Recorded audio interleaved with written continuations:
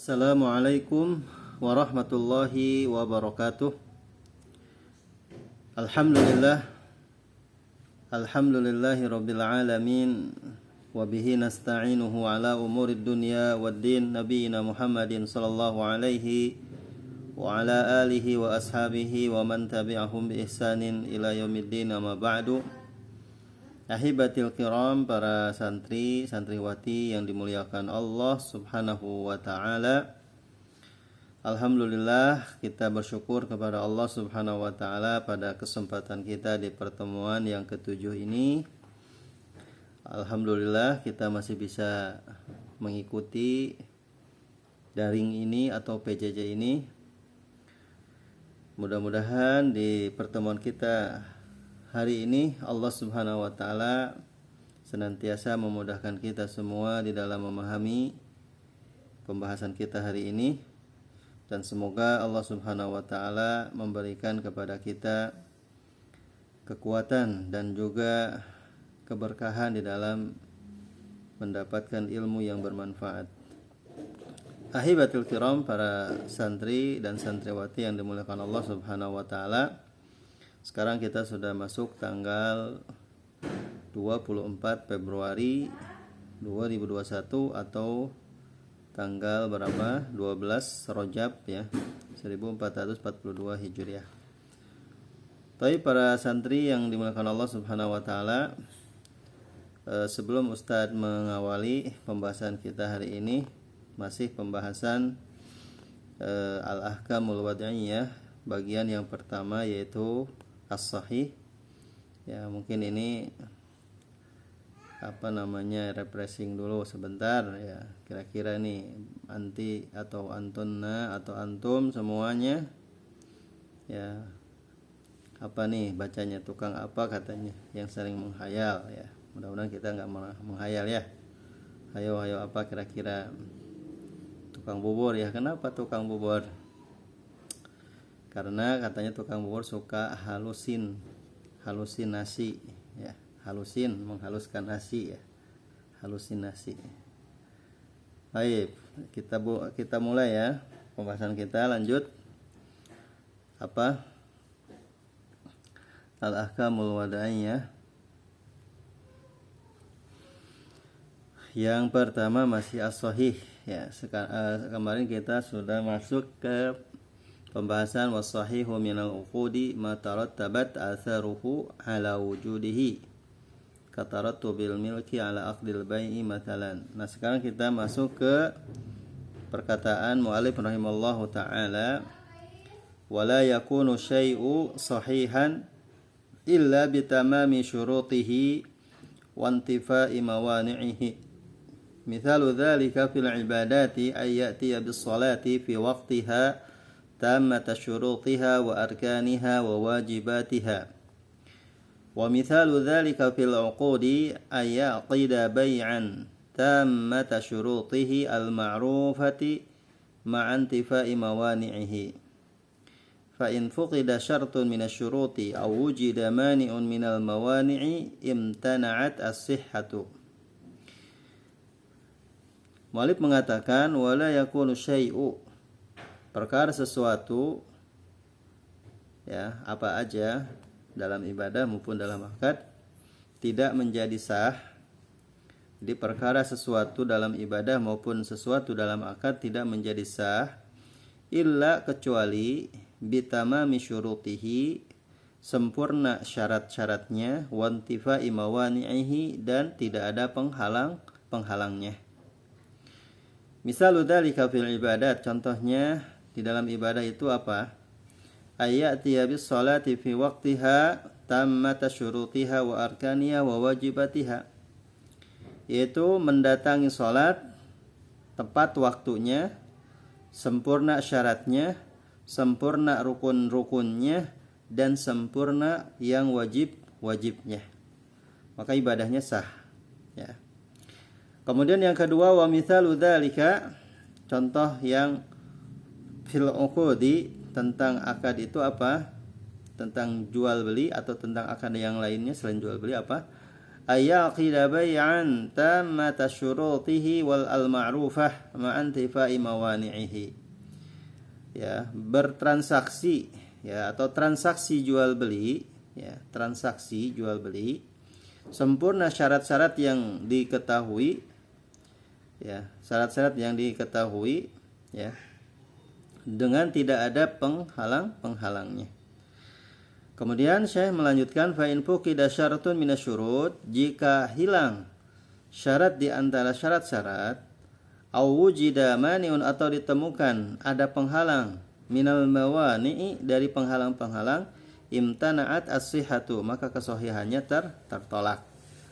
Nah, itu ya pembahasan kita hari ini. Misalul dzalik ya, contohnya apa? Waktu syarti fil ibadah, contoh yang hilang syarat di dalam ibadah, ayyusalliya bila taharah, yaitu orang yang sholat tanpa berwudu, tanpa bersuci.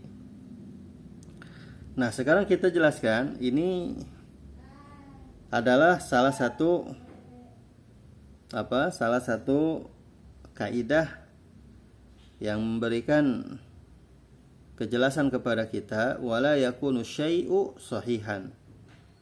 Ya, wala yakunu asyai'u sahihan illa idza tammat fihi asyurut wa intifai mawani'ihi. Ya, jadi di sini kaidah yang berdasarkan ya hadis Nabi sallallahu alaihi wasallam, innamal a'malu binniyat. Juga hadis Nabi lain sallallahu alaihi wasallam, yaitu apa? Man amila amalan laisa alaihi amruna fahuwa rad. Nah, di sini menjelaskan maka tidak ada perkara sesuatu dalam ibadah menjadi sahih kecuali ketika syarat-syaratnya sempurna dan juga ditakyid atau diikat dengan apa? Dengan kaidah yang selanjutnya, yaitu wantafat mawani'uhu, dan tidak ada penghalang-halang atau tidak ada penghalangnya. Kemudian selanjutnya, jika kita ya sudah sempurna syarat-syaratnya, syarat sahnya, namun di sana ada penghalang, kira-kira bagaimana hukumnya? Ada penghalang, namun bagaimana hukumnya? Ya, maka hukumnya la yasih, tidak sah. Ya. Kenapa? Karena ada penghalang yang menghalangi keabsahan perkara tersebut atau perkara ibadah tersebut. Sekarang bagaimana kalau tidak ada penghalang? Ya, namun tidak sempurna syaratnya. Ya, jadi kalau tadi syaratnya sempurna, namun ada penghalang, apakah sah perkara tersebut? Ya, maka tidak sah. Sekarang terbalik, ya, penghalangnya tidak ada, namun ya sempurna tidak sempurna syaratnya. Apakah ibadahnya sah atau tidak? Tidak sah. Maka di sini perlu ada dua, ya, perlu ada dua, seperti yang tadi dalam hadis yang tadi, innamal amalu binniyat, harus punya niat, dan tidak hanya cukup dengan niat, tapi ketika kita punya niat dalam ibadah, maka ibadah itu harus sesuai dengan apa yang dicontohkan oleh Nabi SAW. Ya, maka di sini ibadah ini bisa dikatakan sah kalau terpenuhi dua ini. Yang pertama terpenuhi syarat-syaratnya, dan yang kedua adalah tidak ada penghalang. Ya, tidak ada penghalang. Maka ini jelas ya sebuah kaidah yang berdasarkan hadis Nabi Shallallahu Alaihi Wasallam, innamal a'malu binniyat, dan juga hadis Nabi Shallallahu Alaihi Wasallam, man amila amalan laisa alaihi amruna fahuwa rad. Nah, kemudian selanjutnya contohnya yang tadi apa? Mithalu dzalika fil ibadat. Contoh yang pertama adalah tentang ibadah, yaitu apa? Seseorang mendatangi salat, mendirikan salat tepat waktunya, ya, kemudian sempurna syarat dan rukun serta yang wajibnya, maka kita katakan ibadahnya sah. Ya, maka kita katakan ibadahnya sah. Walihada qala atau walihada qulna, maka di sini kita katakan fi waqtiha, ya, fahuna al ibadah as-sahihah. Ya, di sini jelas ya di dalam waktunya, maka ini ibadah termasuk kepada ibadah yang sah. Kenapa? Karena sempurna syaratnya dan tidak ada penghalangnya. Kemudian yang kedua, contoh mau misalu dzalika fil uqud, ya, tentang akad, yaitu seseorang yang melakukan transaksi jual beli, kemudian sempurna syarat-syarat sahnya jual beli yang sudah diketahui, ya. Kemudian tidak ada penghalangnya. Maka ini pun jelas, ya, sebagaimana salat yang telah kita sebutkan tadi, yaitu apa? Menggugurkan, ya, tolab, tuntutan, dan membebaskan tanggung jawab. Nah, di dalam akad ini yang sudah sempurna syaratnya, kemudian tidak ada penghalangnya, ini pun sama termasuk kepada perkara yang sah, ya, dan ia telah membebaskan, ya, bebannya, gitu ya, dan juga keberpindahan hak kepemilikan, ya, dari si penjual kepada si pembeli, ya, dari si penjual kepada si pembeli, ya, si penjual menerima uang, ya, si pembeli menerima barang, ya. Jadi yantaqilu bihi milku tsaman ilal ba'i wa milkul musmin ilal mushtari. Nah, ini yang kedua. Kemudian yang selanjutnya Syekh mengatakan, jikalau salah satu syaratnya hilang di antara syarat-syarat, atau ditemukan adanya penghalang di antara penghalang-penghalang dalam perkara tersebut. Nah, sekarang sebelum kita menjelaskan tentang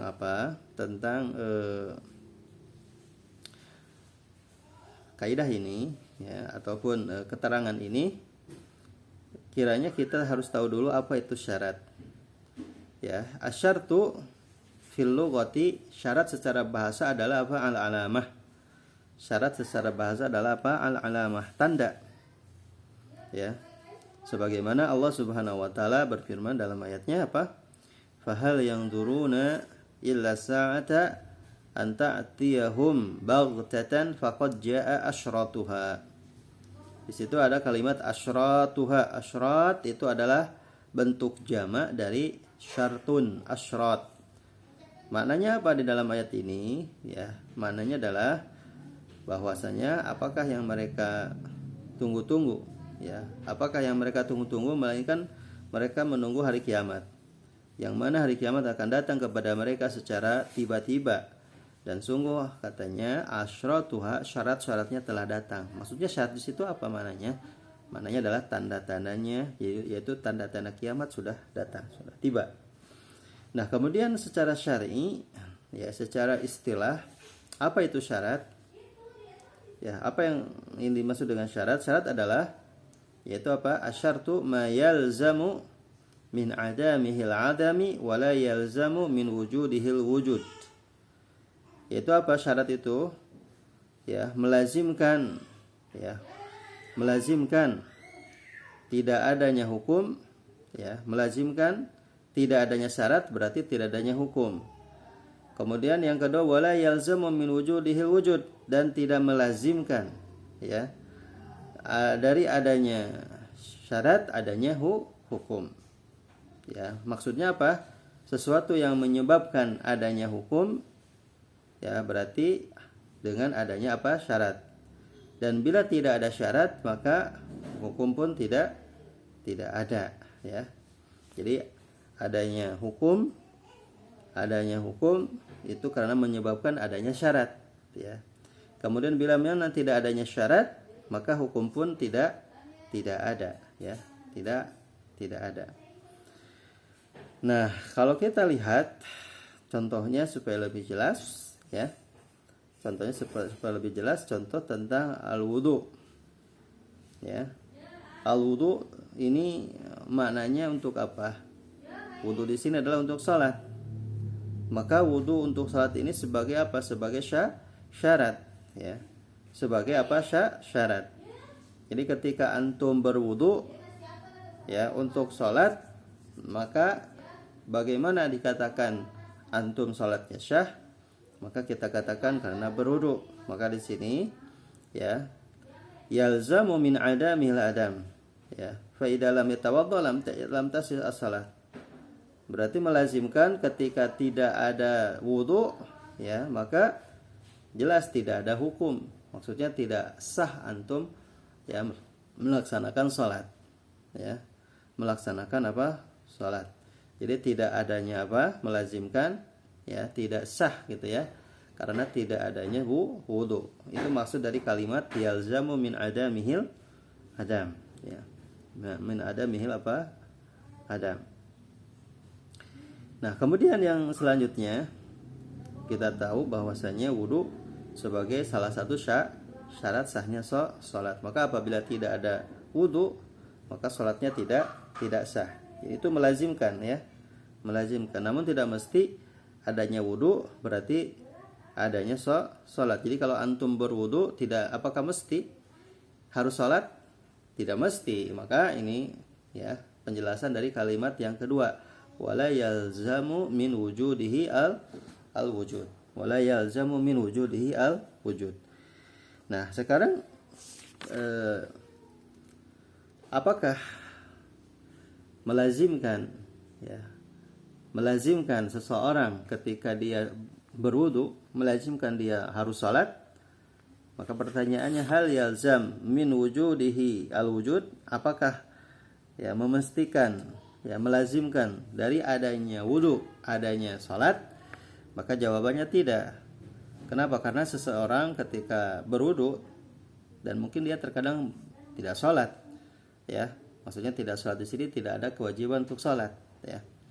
Jadi ketika kita berwudu, ya, tidak melazimkan adanya salat. Berbeda dengan sebab, ya, berbeda dengan apa? Sebab. Berbeda dengan sebab. Kalau sebab ini, ya, dia sama dengan yang pertamanya, yaitu apa? Melazimkan ketika tidak adanya sebab berarti tidak adanya hukum. Namun berbeda yang keduanya. Kalau yang keduanya sebab itu apa? Melazimkan adanya sebab berarti adanya hukum, ya, seperti itu. Ya, contohnya apa? Contohnya perbuatan zina misalkan, ya, menyebabkan seseorang dikenai hukuman dera, ya, 100 kali gitu, ya. Perbuatan zina itu menyebabkan seseorang dikenai hukuman dera 100 kali, ya. Nah, kemudian yang selanjutnya, atau mungkin contoh lain apa? Sebelum ke contoh syarat, hilangnya syarat, tergelincirnya matahari. Tergelincirnya matahari ini menjadi apa? Menjadi sebab wajibnya salat apa? Tergelincirnya matahari, salat duhur, ya. Tergelincirnya matahari atau terbenamnya matahari menjadi sebab wajibnya salat duhur atau salat maghrib.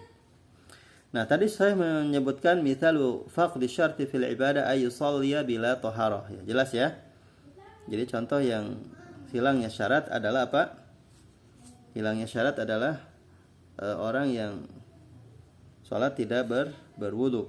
Ya, jelas di sini orang yang tidak salat tanpa wudu maka ibadahnya tidak sah. Ibadah salatnya tidak sah karena hilangnya syarat. Ya, karena di antara salah satu syarat sahnya salat itu adalah dengan berwudu, sebagaimana Allah mengatakan dalam ayatnya, ya ayyuhalladzina amanu idza qumtum ila sholati faghsilu wujuhakum wa aydiyakum ila marafiq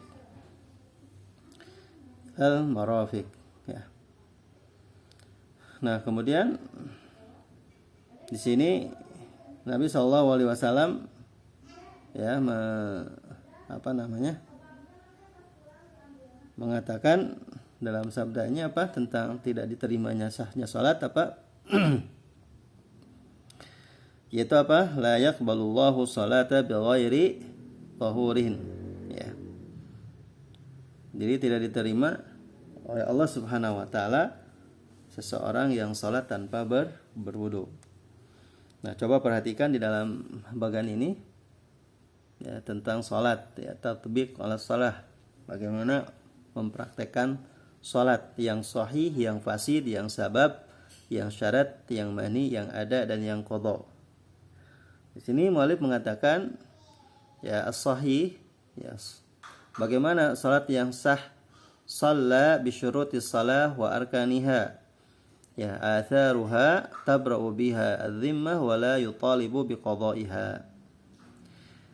Yang dikatakan sah dalam salat yaitu apa? Dia salat dengan terpenuhi syarat-syaratnya dan juga rukun-rukunnya. Ya. Efeknya apa? Dari salat yang sah tersebut ketika terpenuhi syarat dan rukunnya, maka beban tanggung jawab bebas tabro, ya, menjadi terlepas bebannya dan tidak ada tuntutan untuk mengqadanya, mengqadanya. Sekarang bagaimana kalau orang yang salatnya fasid? Nah, di sini fasid. Lau shalla biduni wudu'in. Nah, di sini jelas ya. Orang yang salatnya fasid adalah yang kalau dia salat tanpa wudu. Kemudian yang ketiga, yang salatnya karena sebab. Nah, ini bagaimana? Yaitu zawalu syamsi liqauli azza wa jalla aqimis salata liduluki syams. Liduluki asyams. Jadi tergelincirnya matahari, ya, ini menjadi sebab kita mengerjakan salat. Karena matahari ketika tergelincir, ini menyebabkan kita wajibnya apa? Salat, sebagaimana dalil Al-Qur'an. Allah Subhanahu wa taala berfirman, "Aqimis shalah," dirikanlah oleh kalian salat. Tatkala bagaimana? Tatkala sebabnya apa? Tergelincirnya matahari. Kemudian yang keempat, ya, bagaimana yang dikaitkan dengan syarat dari salat tersebut? Apa syarat-syarat salat? Atau ya, syarat-syarat salat apa? Satrul aurah, ya. Kemudian menutup aurat, kemudian berwudu, kemudian minijtina bin najasah, ya, menjauhi najis, kemudian menghadap kiblat, kemudian masuknya waktu. Kemudian yang menghalangi seseorang sahnya dalam salat adalah apa? Ad-dhahik fi shalah. Ketika salat bercanda, ketika salat ketawa. Nah, itu adalah yang menghalangi keabsahan, kesahihan salat. Kemudian bagaimana ketika salat ditunaikan? Yaitu apa? Kapan? Ba'da zawali syamsi wa qabla al-'asri, ya. Yaitu apa? Setelah tergelincirnya matahari dan sebelum adanya atau datangnya asar. Kemudian bagaimana orang yang mengqadha salat? Yang mengqadha salat adalah man nama anis salati wa lam yastayqid illa ba'da al-'asri kana fi'luhu qada. Jadi orang yang ketika mengqadha salat adalah orang yang tertidur dan belum bangun ketika waktu salat, ya, kecuali dia bangun setelah asar, maka dia harus mengerjakan qada, maksudnya harus mengerjakan salat duhurnya, gitu ya. Nah, itu yang dimaksud dari tatbiq as-salat, dari pengertian tentang istilah sahih, istilah fasid, istilah sabab, istilah syarat, istilah mani', istilah ada, dan juga qada, ya. Kalau ada di tepat waktunya, kalau qada itu di luar waktu, ya. Seperti itu. Nah, kemudian ya, yang selanjutnya, ya. Yang selanjutnya tentang apa? Al-uqud. Ya, tentang al-uqud. Coba kita lihat tentang transaksi. Nah, di sini kita perhatikan transaksi bagaimana. Al-uqudul bai' wal uqudun nikah, ya, tentang akad jual beli dan tentang akad nikah. Bagaimana di sini al-bai' atharuhu, ya, efeknya atau pengaruhnya bagaimana ketika kita transaksi jual beli. Intiqalul milki bainal ba'i wal mushtari fil mabi wa thaman. Yaitu apa? Memindahkan kepemilikan, ya, antara si penjual dan si pembeli. Ya, si penjual barangnya, si pembeli apa? Uangnya. Apa mawani'nya? Mawani yang menjadi penghalang, ya, dari jual beli itu, yang menghalangi ketidaksahihan jual beli itu adalah ar-riba wa bai'ul ghurur atau wa bai'ul gharar, yaitu adanya riba, kemudian jual beli, ya, tipuan. Sedangkan dalam nikah apa? Atharuhu, asarnya adalah apa? Hillul wat'i, jadi menghalalkan, ya, jima, menghalalkan jima. Wasihatu at-tatliq, ya, wasihatu at-tatliq, dan kesahannya talak. Kemudian apalagi thubutun nasab, ya. Jadi karena apa? Adanya akad nikah, jadi menetapkan adanya nasab. Kemudian juga apa? Wujubun nafaqah, wajibnya nafkah. Nah, sekarang yang menjadi penghalang dari akad nikah itu apa? Kaunuhu, ya, syigharan ya, kaunuhu shigharan, ya. Jadi shigharan ini adalah apa? Nikah yang dia belum sampai kepada ya umur yang balik, ya, belum cukup umur. Dan juga apa? Shigharan bisa jadi dia tidak terpenuhi syarat-syaratnya. Ya, kemudian juga ala jihatil badal, ya, yang menjadikan akad nikahnya ya menjadi penghalang, menjadi tidak sah karena ada penghalang, karena misalkan dia menukar ya yang tidak semestinya, menukar sesuatu yang tidak semestinya. Au kaunuhu nikahu tahlil, atau mungkin dia ya menghalal nikah tahlil itu adalah sesuatu yang perkara yang haram menjadikan dia halal, ya, tahlil, ya. Jadi nikah tahlil seperti itu, jadi menghalalkan sesuatu yang haram. Kemudian nikahu mut'ah, nikah yang ini kontrak, ya, hanya beberapa bulan saja atau beberapa minggu saja. Nah, ini semua menjadi penghalang-penghalang keabsahan nikah. Kemudian yang selanjutnya, contoh lain ya lebih jelas lagi tentang apa? Zakat. Nah, coba perhatikan zakat. Nah, di sini ada sebab. Apa sebabnya zakat? Karena milkun nisab, ya. Kepemilikan atau memiliki nisab. Sudah mencapai nisab, ya, batas ukuran. Ya, batas ukuran maksimal atau minimal, ya, batas ukuran minimal dari zakat. Ya, kemudian yang kedua syarat. Ya. Syarat itu apa? Dauranul haul, ya, sudah berputar 1 tahun. Sudah menginjak 1 tahun. Itu syarat mengeluarkan zakat karena sudah mencapai haul 1 tahun. Kemudian yang menjadi penghalang adalah apa? Al-manfu lahu ghaniyan. Jadi orang ya lebih banyak hutangnya daripada untungnya, ya, maka harus dibayar dulu kewajiban-kewajiban bagi orang tersebut, ya, sebelum mengeluarkan zakat. Nah, ini diantaranya salah satu ataupun beberapa contoh berkaitan dengan sholat, kemudian akad dan zakat. Nah, kemudian yang selanjutnya, ya, kita masih as-sahih, ya. Nah, ini jelas di sini, ya, sudah pengertiannya sudah yang lewat, ya, belum kepada al-fasid. Nah, sekarang kita lihat contoh yang kedua dari apa tadi, syarat, ya, hilangnya syarat kalau dalam ibadah adalah apa? Ayyusolliya bila taharah. Sedangkan kalau hilangnya syarat dalam akad adalah ayyabi'a ma la yamlik. Ayyabi'a ma la yamlik, yaitu apa? Menjual beli yang bukan apa? Yang bukan miliknya. Yang bukan miliknya. Nah, kemudian yang selanjutnya adalah tentang apa? Tentang